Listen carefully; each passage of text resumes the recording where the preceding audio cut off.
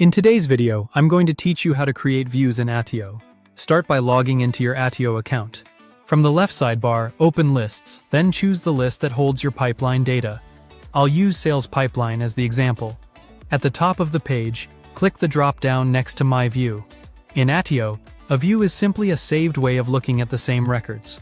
It remembers the layout you choose, which attributes are visible in any organization you set. The data itself doesn't change, only how it's displayed, so you can switch views based on what you need to see or share at the moment. Choose Create New View and select Table.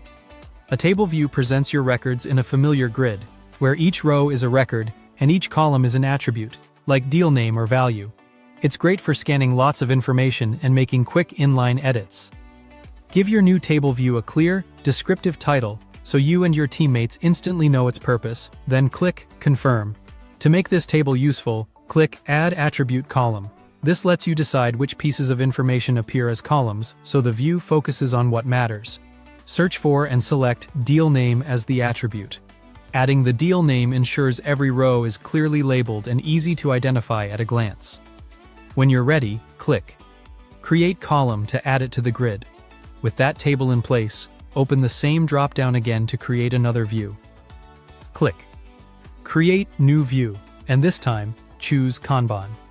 A Kanban view shows your records as cards organized into vertical columns based on a single attribute. It's perfect for tracking progress through a process because you can visually move cards from one column to another and immediately reflect a change in status. Enter a descriptive title for this Kanban view.